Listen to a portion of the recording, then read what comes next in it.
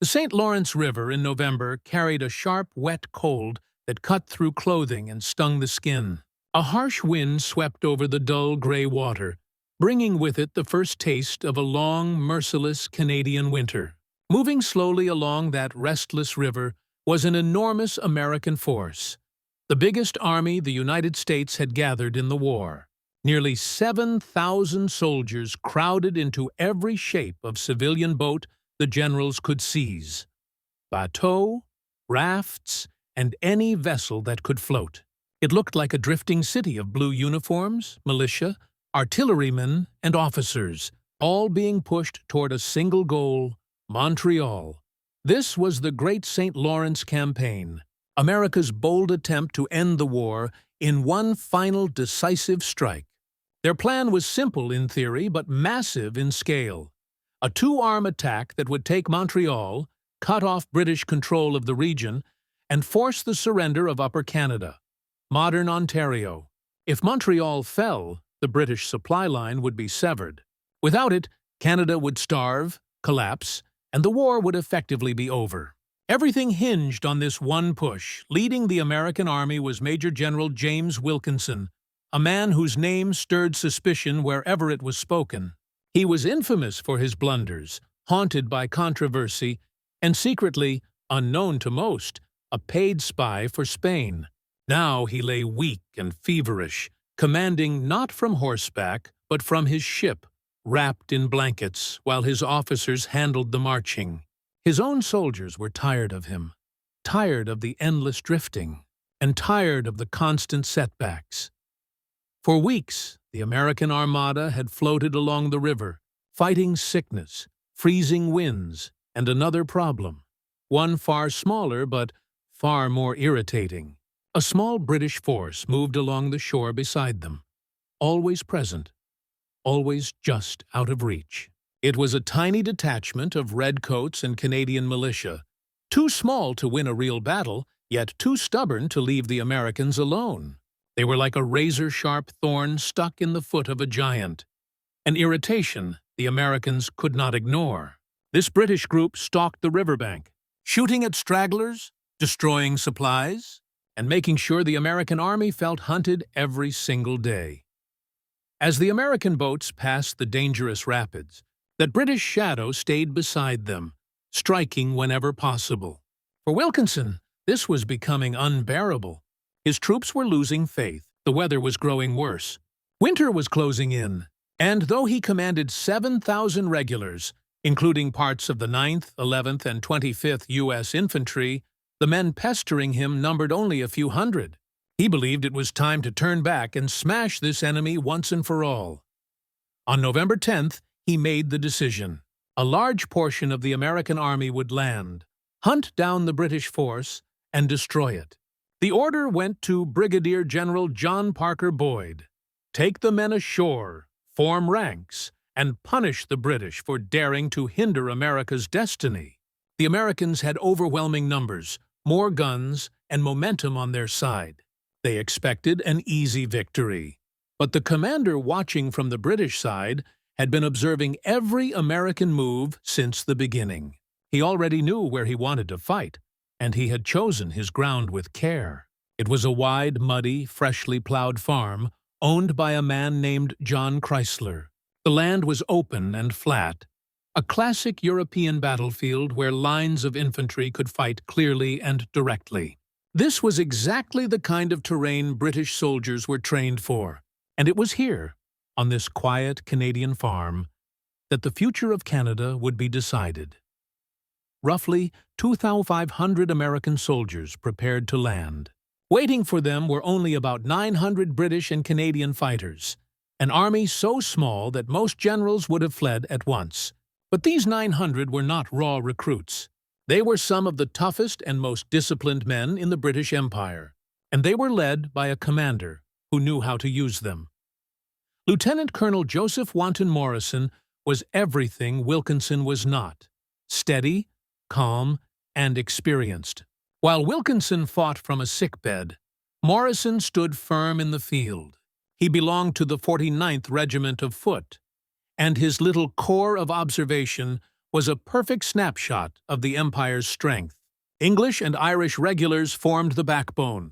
Canadian militia and First Nations warriors strengthened the edges. The heart of his line was the 49th, nicknamed the Green Tigers, around 400 hardened veterans who had seen brutal battles in Europe and now fought in the Canadian wilderness with the same discipline. With them was the 89th Regiment, the Bloodhounds, another 200 seasoned soldiers drilled in musket fire and bayonet tactics. On the flanks stood about 180 Canadian fencibles and the skilled Canadian voltigeurs, famous for their sharpshooting and forest craft. Moving unseen through the trees beside them were around 30 Mohawk warriors, feared for their ability to slip through woods and strike without warning. 2 small 6-pounder cannons gave voice to Morrison's line. For weeks, Morrison's mission had been simple: harass, weaken, and frustrate the invaders. Never fight them head-on. But on November 11th, everything changed. Thousands of Americans were now stepping off their boats, forming ranks, and preparing for a pitched battle. The tiny force that had been ordered to annoy the Americans was now being hunted. Most commanders facing such a disadvantage would have retreated immediately. But Morrison saw something the Americans did not. He understood their pride. He understood how they relied on numbers, and he knew the field he was standing on, the flat, bare farmland, was perfect for disciplined British infantry. It wasn't defensive terrain. It wasn't a hill or a fortress. It was a stage built for the kind of fighting British soldiers were masters of. Standing firm, firing in perfect volleys, and finishing with the bayonet. So he anchored his right flank on the wide St. Lawrence River. He secured his left in thick, swampy woods filled with trees and gullies. He placed his Canadian and Mohawk fighters in those woods and set his 2 cannons in the center. Then he formed the Green Tigers and Bloodhounds into a thin red line, barely 2 men deep, stretching across the muddy fields. Shoulder to shoulder, they waited. 900 men daring 2,500 Americans to try them. Across the riverbank, the American machine stirred. Brigadier General Boyd, taking orders from the sick Wilkinson, was told simply to disperse the British. It was the kind of order one might give to clear out a band of stragglers, not fight a real army. But Boyd assembled a powerful force. He had 2,500 trained regulars from the 9th, 11th, 13th, 16th, 21st, and 25th U.S. Infantry. Their blue coats stood out against the muddy fields. He had cavalry, a detachment of the 2nd U.S. Light Dragoons, and twice the number of artillery pieces the British possessed. Boyd studied the British line and saw what he believed was an easy victory: just a thin red strip of men, stretched tight across a farm field, waiting to be crushed. Confident in his superiority, he chose a bold but risky plan: a full assault using heavy infantry columns. These deep, narrow formations had been used by Napoleon's armies in Europe. They worked like human battering rams, relying on shock and momentum rather than firepower. The columns were powerful up close, but vulnerable to disciplined musket volleys. Boyd trusted that numbers and pressure alone would break Morrison's line. His first move was to send American light infantry into the woods on the British left. If he could clear that flank, he could unhinge the British formation. Meanwhile, his heavy columns would advance across the open fields, with artillery clearing the way. His cavalry would wait to exploit the collapse. It was, in theory, the correct plan for a force with superior numbers. By early afternoon, the American drums began the march. Thousands of boots stomped through the churned mud. The American army rolled forward like a tide of blue cloth and steel, and the Battle of Chrysler's Farm began not with thunderous volleys, but with a brutal fight in the shadows of the woods. The American light infantry disappeared into the dense trees, expecting to drive out a few scattered militia. Instead, they walked straight into a nightmare. Hidden in the ravines and behind tree trunks were the Canadian voltigeurs and the Mohawk warriors. These men did not fight in neat lines. They stalked the woods like hunters. They fired from cover, vanished, and appeared somewhere else. The forest exploded with scattered cracks of muskets, shouts, and the smell of wet gunpowder. The Americans tried to force the ravine and were met with deadly accurate shots. Officers screamed orders, but the tangled terrain swallowed their voices. The Americans slipped, struggled, and pushed forward only to be hit again. This fight was savage, personal, and chaotic. The American flank attack stalled completely. They could not break the Canadians or the Mohawks. And while this desperate clash dragged on in the woods, the main American assault was rumbling across the open field toward the waiting British line. The real battle was about to begin. While the fight in the woods raged in a brutal deadlock, the fate of the entire battle shifted to the open farmland. This was where the Americans expected to win quickly. Their heavy infantry columns, deep, towering blocks of blue uniforms, began their slow, steady push across the muddy, plowed fields of Chrysler's farm. It was a sight straight out of European wars. Thousands of men moving as one giant force, drums beating, officers shouting, bayonets glinting in the weak daylight. Their 4 6-pounder cannons thundered, sending round shots skipping across the fields toward the waiting British line. In the British center, the 49th and 89th regiments stood absolutely still. 600 men, shoulder to shoulder, in a line only 2 ranks deep. They did not fire early. They did not fidget. They simply watched the massive blue wall coming toward them. This was where their training mattered. Every man in the line could see clearly. Every man had a clean shot. They had been drilled to wait for the exact moment when firing would matter most. The British artillery answered shot for shot. Their gunners, skilled and calm, loaded solid iron balls that bounced across the muddy field, carving bloody paths through the slow-moving American columns. When the range closed, they shifted to canister. Tin cylinders packed with dozens of small lead balls. Each blast turned the cannon into a gigantic shotgun, shredding the tightly packed American formations. The columns shuddered under the impact, but they continued forward. The Americans were determined. They had the numbers and believed that if they pushed hard enough, they could punch through the thin British line. Now, inside 100 yards, they lifted their muskets. Only the first few ranks could fire. The hundreds behind them could not. Their opening volley was ragged, scattered, and mostly passed over the heads of the British. Then the British officers gave the command. "Make ready." "Present! Fire!" A single monstrous crash erupted along the entire red line. 600 muskets went off at once. A sheet of flame followed by thick, choking smoke. The volley tore into the front of the American columns, ripping men off their feet and halting the assault in a blast of shock and blood. Before the Americans could react, the British soldiers were already reloading with machine-like precision, load, ram, present, fire. Another, perfectly timed volley slammed into the packed American troops. Then another, then another. The columns, meant to be unstoppable hammers, became helpless targets, dense blocks of men who could barely shoot back. They were trapped in their own formation, unable to spread into a line where they could fire properly. Panic whispered through their ranks. Officers yelled desperately, trying to push them forward, but every step brought another punishing volley. Their momentum died. Their formations crumbled. Men stumbled, retreating through the mud, tripping over bodies and broken weapons. The grand American assault was falling apart. From behind the drifting clouds of gun smoke, Boyd saw disaster forming. His infantry was recoiling. His flank attack in the woods had failed.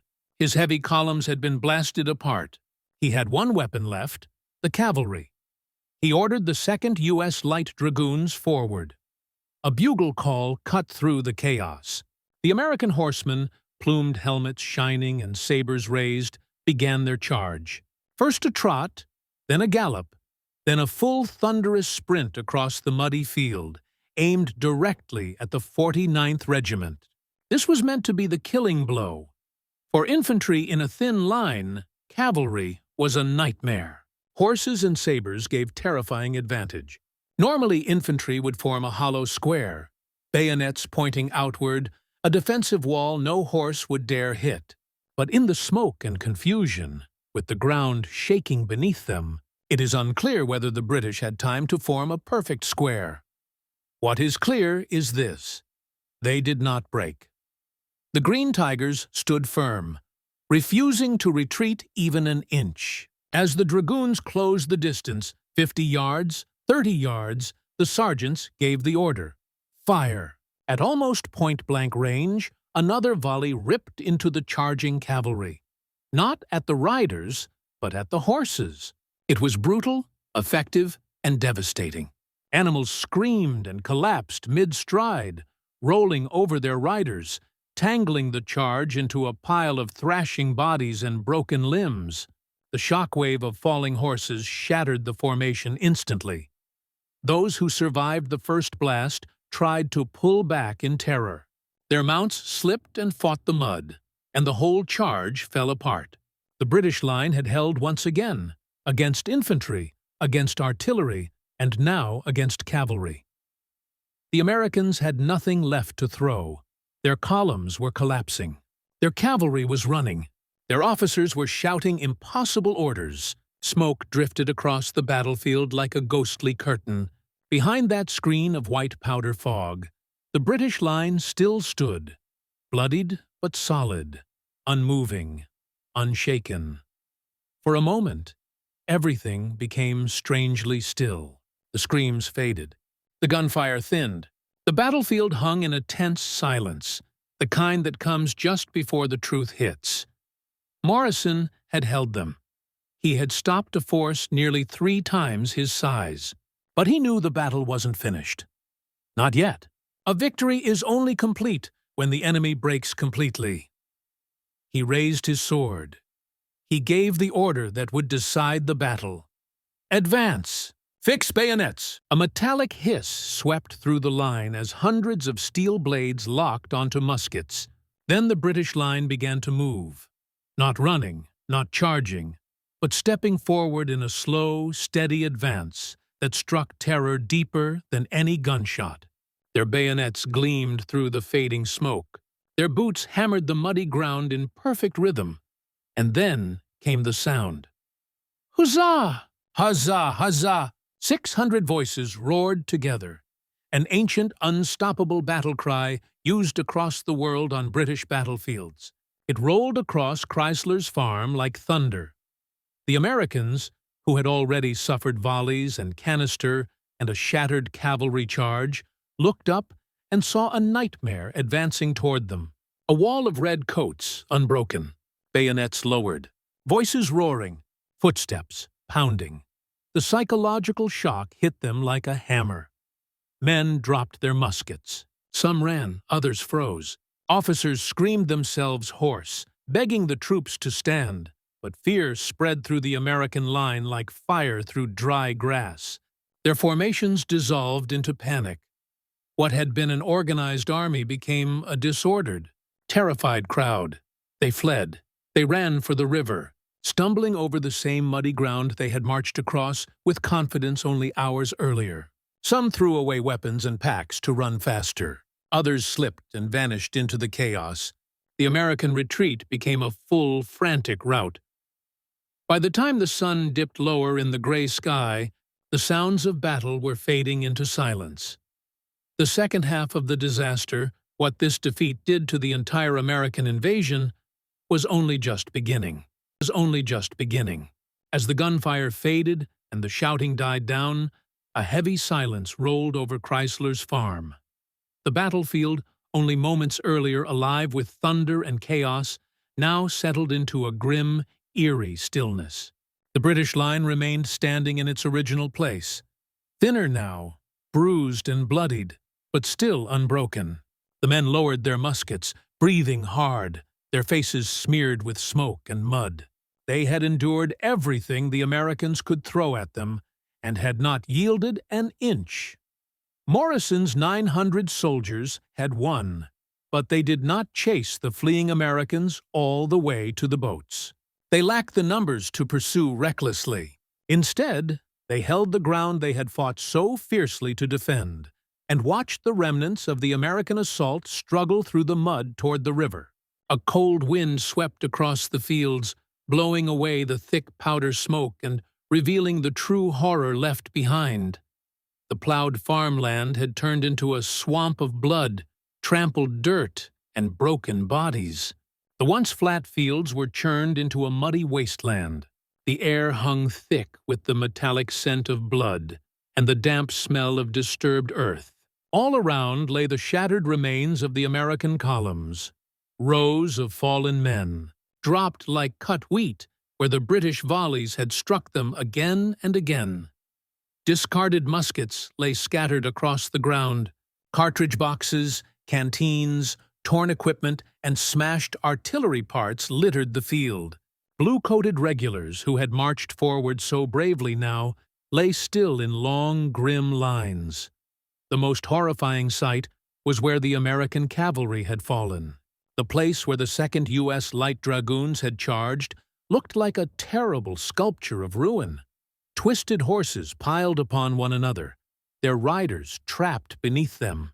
The volley that stopped the cavalry at near point-blank range had turned the charge into a tragic tangle of dying animals and crushed men. It was a brutal reminder of what happened when mounted troops charged disciplined infantry that refused to break. The Green Tigers of the 49th and the Bloodhounds of the 89th stood among this devastation. Their red coats were stained with sweat and gunpowder, their faces hollow with exhaustion. Many had lost friends, many were wounded themselves, but despite their losses, they knew what they had achieved. They had shattered a force almost 3 times their size. As darkness deepened, the strategic meaning of their victory began to sink in. The British had not just won a fight, they had broken the backbone of the entire American invasion. Down by the river, panic spread like wildfire. The 7,000 American soldiers who had stayed in the boats began to see and hear the truth of what had happened. At first they watched in confusion as men from Boyd's detachment stumbled back toward the shore. But confusion turned into shock as they recognized the reality. These men were not returning victorious. They were beaten, terrified, and fleeing. The stories spilled out immediately.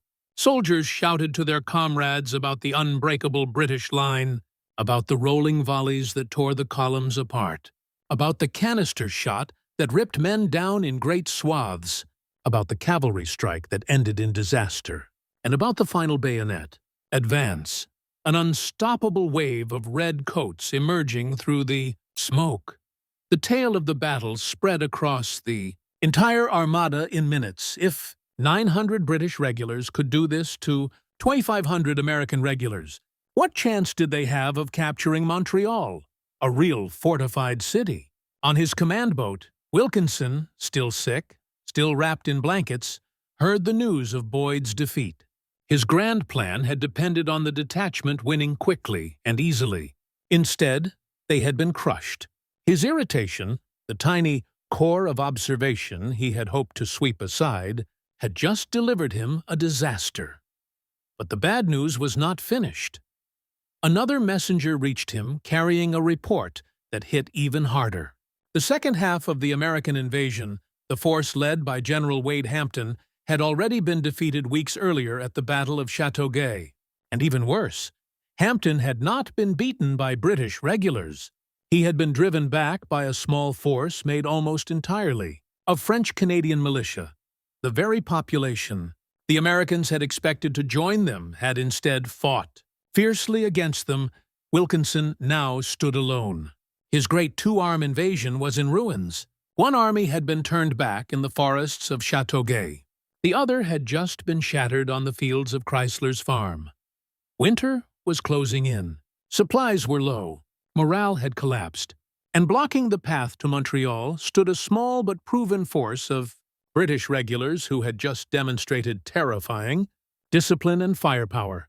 There was only one option left. Wilkinson ordered the entire armada to abandon the invasion.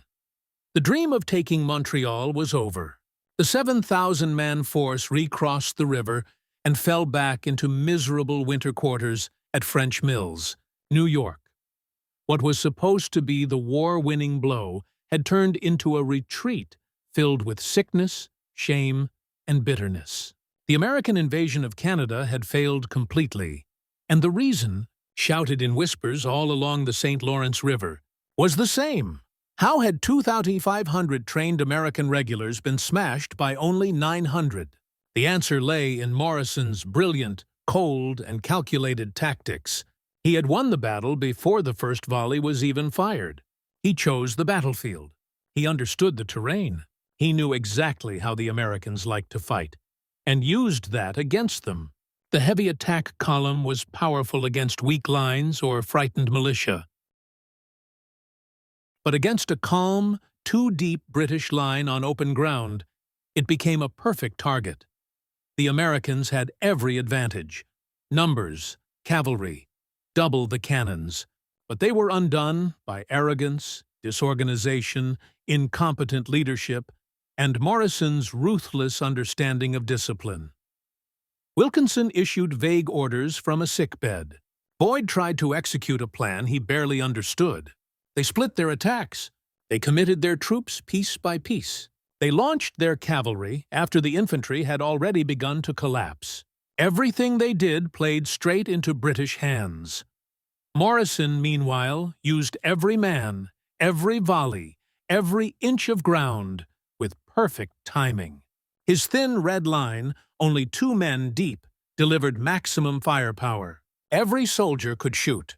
Every volley was devastating. Every movement was controlled. And when the moment came, the bayonet advance sealed the victory. Chrysler's farm became a living example of 19th-century warfare, discipline and firepower triumphing over numbers and impatience. The Americans had not just been defeated, they had been outclassed. The consequences of this defeat spread far beyond the muddy fields of Chrysler's farm. This was not just a lost skirmish. It was the collapse of the United States' greatest hope of winning the war. The two-pronged invasion had been the smart plan. On paper, take Montreal, sever British supply lines, and force the surrender of everything west of it. If the Americans had succeeded, Upper Canada would have been isolated and helpless. But everything depended on the twin offensives reaching Montreal together. That dream had died in 2 places. First at Châteauguay, where Wade Hampton's army was turned back by a few hundred French-Canadian militia, and voltigeurs, who fought with surprising skill and determination. Then at Chrysler's farm, where Joseph Wanton Morrison and his 900 professionals shattered a much larger American force in only 2 hours. Hampton's defeat was embarrassing, but Wilkinson's defeat was fatal. The great American invasion, the grand gamble of 1813, had been broken apart by 2 tiny armies, and the psychological effect was enormous. The Americans realized that the Canadians they expected to liberate had no desire to join them. Instead, they fought fiercely to defend their homeland. The defeat at Chrysler's farm destroyed any remaining belief that marching on Montreal was possible. If 2,500 American regulars could not beat 900 defenders on open ground, how could 7,000 demoralized men storm a fortified city? If a few hundred militia could stop Hampton, how many defenders waited ahead? And with winter descending, the St. Lawrence River turning colder each day, and logistics falling apart, there was no time left to recover.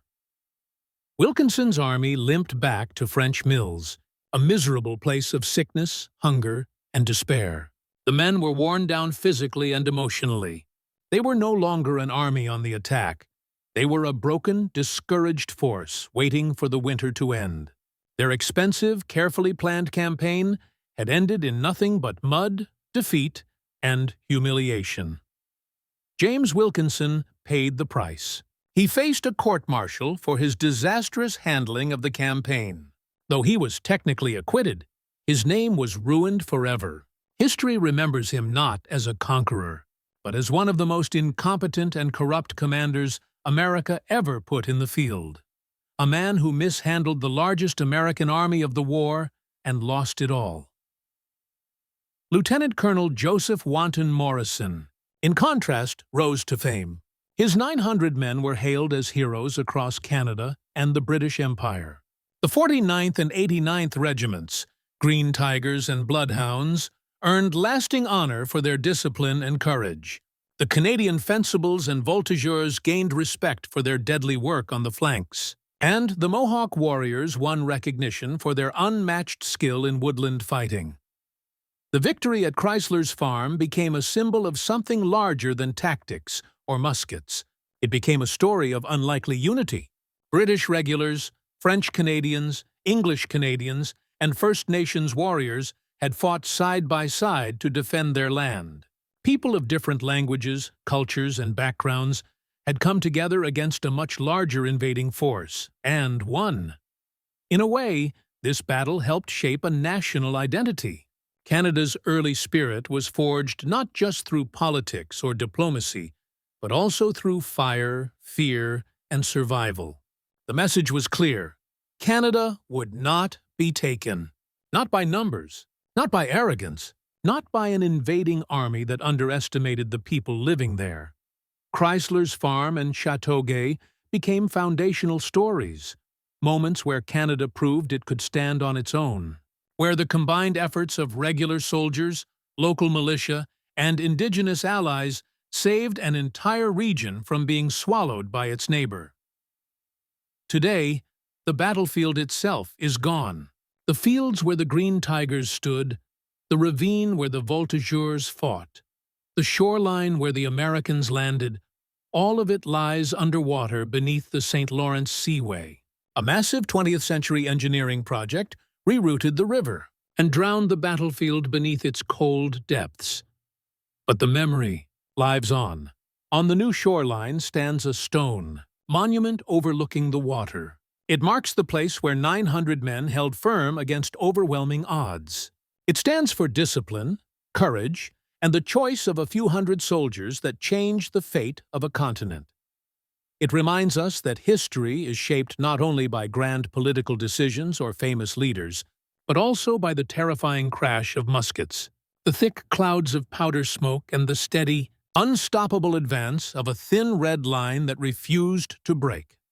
If you enjoyed this story, please like, subscribe, and share your thoughts in the comments. More fascinating tales are on the way, and we'll see you in the next one.